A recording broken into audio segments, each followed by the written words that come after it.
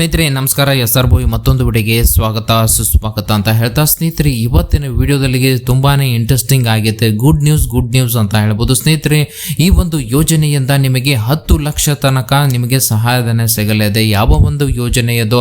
ರೈತರನ್ನ ನೀವೇನಾದ್ರೂ ಮದುವೆ ಆದರೆ ನಿಮಗೆ 10 ಲಕ್ಷ ರೂಪಾಯಿ ಸಿಗುತ್ತದೆ.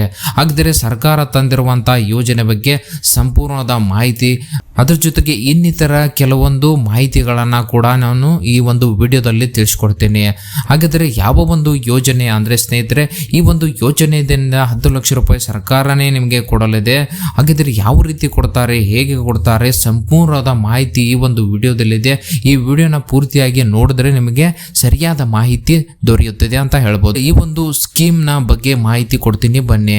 ರಾಜ್ಯದ ರೈತ ಯುವಕರು ಎದುರಿಸುತ್ತಿರುವ ಅತಿ ದೊಡ್ಡ ಸಮಸ್ಯೆ ಎಂದರೆ ಮದುವೆ. ಕೃಷಿಯನ್ನೇ ನಂಬಿಕೊಂಡಿರುವ ಯುವಕರಿಗೆ ಹೆಣ್ಣು ಕೊಡಲು ಪೋಷಕರು ಹಿಂದೇಟು ಹಾಕುತ್ತಿರುವ ಈ ಸಂದರ್ಭದಲ್ಲಿ ರಾಜ್ಯ ರೈತ ಸಂಘಟನೆಗಳ ಒಕ್ಕೂಟವು ಮುಖ್ಯಮಂತ್ರಿ ಸಿದ್ದರಾಮಯ್ಯ ಅವರಿಗೆ ಒಂದು ಮಹತ್ವದ ಪ್ರಸ್ತಾವನೆಯನ್ನು ಸಲ್ಲಿಸಿದೆ. ರೈತ ಯುವಕರನ್ನು ಮದುವೆಯಾಗಲು ಹೆಣ್ಣು ಮಕ್ಕಳಿಗೆ ಸರ್ಕಾರವೇ ಕನಿಷ್ಠ 10 ಲಕ್ಷ ರೂಪಾಯಿಗಳ ಠೇವಣಿ ಇಡಬೇಕು ಎಂದು ಬೇಡಿಕೆ ಈಗ ಸಂಚಲನ ಮೂಡಿಸುತ್ತಿದೆ. ಹಾಗಿದ್ರೆ ಏನಿದು 10 ಲಕ್ಷ ರೂಪಾಯಿ ಯೋಜನೆಯ ಬೇಡಿಕೆ ಅಂತ ಕೇಳಬಹುದು. ಬಜೆಟ್ ಪೂರ್ವಭಾವಿ ಸಭೆಯಲ್ಲಿ ಪಾಲ್ಗೊಂಡಿದ್ದ ಕರ್ನಾಟಕ ರಾಜ್ಯ ರೈತ ಸಂಘ ಮತ್ತು ಹಸಿರು ಸೇನೆಯ ಮುಖಂಡರು ರೈತ ಕುಟುಂಬಗಳ ಭದ್ರತೆಗಾಗಿ ಈ ಆಗ್ರಹ ಮಾಡಿದ್ದಾರೆ. ಹಳ್ಳಿಗಳಲ್ಲಿ ಕೃಷಿ ಮಾಡುವ ಯುವಕರಿಗೆ ಸರಿಯಾದ ಮದುವೆ ಸಂಬಂಧಗಳು ಸಿಗುತ್ತಿಲ್ಲ. ಈ ಸಾಮಾಜಿಕ ಸಮಸ್ಯೆಗಳನ್ನ ಹೋಗಲಾಡಿಸಲು ರೈತರನ್ನು ಒರಿಸುವ ವಧುವಿಗೆ ಆರ್ಥಿಕ ಭದ್ರತೆ ನೀಡುವ ಉದ್ದೇಶದಿಂದ ಈ ಯೋಜನೆ ಜಾರಿಗೆ ತರಬೇಕು ಎಂದು ಮನವಿ ಮಾಡಲಾಗಿದೆ. ಹಾಗಿದ್ದರೆ ರೈತರು ಇತರ ಪ್ರಮುಖ ಬೇಡಿಕೆಗಳೇನು?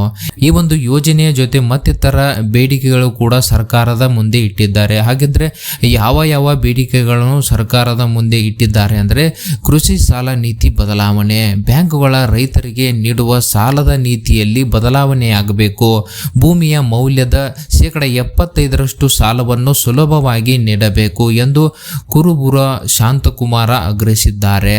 ಬಡ್ಡಿ ದರ ಸಾಲ, ಕೃಷಿ ಮತ್ತು ಕೃಷಿ ಪೂರಕ ಸಣ್ಣ ಉದ್ಯಮ ಸ್ಥಾಪಿಸಲು ರೈತರಿಗೆ ಬಡ್ಡಿ ರಹಿತ ಸಾಲ ಒದಗಿಸಬೇಕು. ಕಿಸಾನ್ ಸಮ್ಮಾನ್ ಯೋಜನೆ ಮರು ಜಾರಿ, ರಾಜ್ಯ ಸರ್ಕಾರ ಈ ಹಿಂದೆ ನೀಡುತ್ತಿದ್ದ 4,000 ರೂಪಾಯಿ ಸೇರಿ ಒಟ್ಟು 10,000 ರೂಪಾಯಿ ಸಹಾಯಧನವನ್ನು ಮತ್ತೆ ಆರಂಭಿಸಬೇಕು.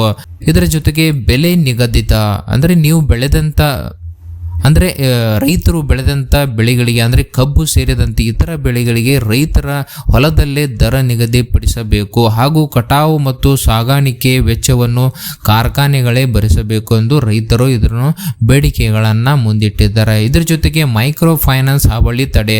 ಈಗಾಗಲೇ ಮೈಕ್ರೋ ಫೈನಾನ್ಸ್ ಹಾವಳಿ ಕರ್ನಾಟಕ ಸರ್ಕಾರದ ಅತಿ ಆಗ್ತಾ ಇತ್ತು. ಇದರ ಮೇಲೆ ಅಂದರೆ ಹಳ್ಳಿಗಳಲ್ಲಿ ಮೈಕ್ರೋ ಫೈನಾನ್ಸ್ ಸಂಸ್ಥೆಗಳಿಂದ ರೈತರು ಎದುರಿಸುತ್ತಿರುವ ಕಿರುಕುಳಗಳಿಗೆ ಕಡಿವಾಣ ಹಾಕಬೇಕು. ಸ್ನೇಹಿತರೆ, ಈ ಒಂದು ಬೇಡಿಕೆಯಿಂದ ಆಗುವ ಅನುಕೂಲಗಳೇನು? ಒಂದು ವೇಳೆ ಸರ್ಕಾರ ಈ 10 ಲಕ್ಷ ರೂಪಾಯಿಗಳ FD ಅಂದರೆ ಫಿಕ್ಸ್ಡ್ ಡಿಪಾಸಿಟ್ ಬೇಡಿಕೆಯನ್ನು ಒಪ್ಪಿಕೊಂಡರೆ ಗ್ರಾಮೀಣ ಭಾಗದ ಯುವಕರಲ್ಲಿ ಕೃಷಿಯ ಬಗ್ಗೆ ಆಸಕ್ತಿ ಹೆಚ್ಚಾಗುತ್ತದೆ. ನಗರಗಳಿಗೆ ವಲಸೆ ಹೋಗುವ ಯುವಕರ ಸಂಖ್ಯೆ ಕೂಡ ಕಡಿಮೆಯಾಗುತ್ತದೆ. ನಂತರ ರೈತರ ಕುಟುಂಬಗಳ ಸಾಮಾಜಿಕ ಗೌರವ ಹೆಚ್ಚುತ್ತದೆ. ರೈತರು ದೇಶದ ಬೆನ್ನೆಲುಬು ಎಂದು ಹೇಳುವುದು ಸುಲಭ, ಆದರೆ ಅವರು ಬದುಕಿನ ಸಂಕಷ್ಟಗಳನ್ನು ಸರ್ಕಾರದ ಹೇಗೆ ಆಲಿಸುತ್ತದೆ ಎಂಬುದು ಮುಖ್ಯ. ಮುಂಬರುವ ಬಜೆಟ್ನಲ್ಲಿ ಮುಖ್ಯಮಂತ್ರಿ ಸಿದ್ದರಾಮಯ್ಯ ಅವರು ಈ ಮದುವೆ ಭಾಗ್ಯ ಅಥವಾ ರೈತ ಯುವಕರಿಗೆ ವಿಶೇಷ ಪ್ಯಾಕೇಜ್ ಘೋಷಿಸುತ್ತಾರಾ ಎಂದು ಇಡೀ ರಾಜ್ಯದ ಕೃಷಿ ಕುಟುಂಬಗಳು ಕಾತುರದಿಂದ ಕಾಯುತ್ತದೆ. ಇಂದು ಗ್ರಾಮೀಣ ಭಾಗದ ಅನೇಕ ಯುವಕರು ಕೃಷಿಯಲ್ಲಿ ಆಸಕ್ತಿ ಇದ್ದರೂ ಕೂಡ ಮದುವೆಯಾಗುವುದಿಲ್ಲ ಎಂಬ ಕಾರಣಕ್ಕೆ ಅನಿವಾರ್ಯವಾಗಿ ನಗರಗಳತ್ತ ಮುಖ ಮಾಡುತ್ತಿದ್ದಾರೆ. ಇದು ಕೇವಲ ಒಂದು ಕುಟುಂಬದ ಸಮಸ್ಯೆಯಲ್ಲ, ಬದಲಿಗೆ ದೇಶದ ಕೃಷಿ ವ್ಯವಸ್ಥೆಯ ಮೇಲಾಗುತ್ತಿರುವ ಹೊಡೆತ. ರೈತರ ಯುವಕರನ್ನು ಮದುವೆಯಾಗುವ ಯುವತಿಯರಿಗೆ ಸರ್ಕಾರ 10 ಲಕ್ಷ ರೂಪಾಯಿಗಳ ಆರ್ಥಿಕ ಭದ್ರತೆ ನೀಡಿದರೆ ಅದು ಕೃಷಿ ಜೀವನಕ್ಕೆ ಒಂದು ಗೌರವ ನೀಡಿದಂತಾಗುತ್ತದೆ. ಈ ಪ್ರಸ್ತಾವನೆಯು ಕೇವಲ ಒಂದು ಬೇಡಿಕೆಗಳಾಗಿದೆ, ಮುಂಬರುವ ಬಜೆಟ್ನಲ್ಲಿ ಒಂದು ಯೋಜನೆಯಾಗಿ ಹೊರಹೊಮ್ಮಲಿದೆ ಎಂಬುದು ರಾಜ್ಯದ ಲಕ್ಷಾಂತರ ರೈತ ಕುಟುಂಬಗಳ ಆಶಯವಾಗಿದೆ. ಸ್ನೇಹಿತರೆ, ಈ ಒಂದು ಯೋಜನೆ ಬಗ್ಗೆ ನಿಮ್ಮ ಜಿಲ್ಲೆ ಅಥವಾ ನಿಮ್ಮ ಹಳ್ಳಿಯ ರೈತ ಮಿತ್ರರ ಅಭಿಪ್ರಾಯವೇನು? ಇದನ್ನು ಜಾರಿಗೆ ತರುವುದು ಸಾಧ್ಯವೇ ನಿಮ್ಮ ಅನಿಸಿಕೆಗಳನ್ನು ನಮ್ಮ ಕಾಮೆಂಟ್ ಬಾಕ್ಸ್ ಮೂಲಕ ನೀವು ಹಂಚಿಕೊಳ್ಳಬಹುದು. ಸ್ನೇಹಿತರೆ, ಈ ಒಂದು ವಿಡಿಯೋ ನಿಮಗೆ ಇಷ್ಟವಾಗಿದ್ದರೆ ಲೈಕ್ ಮಾಡಿ, ಸಬ್ಸ್ಕ್ರೈಬ್ ಮಾಡಿ, ತಪ್ಪದೇ ತಮ್ಮ ಬಂಧು ಮಿತ್ರರಿಗೂ ಕೂಡ ಶೇರ್ ಮಾಡಿ.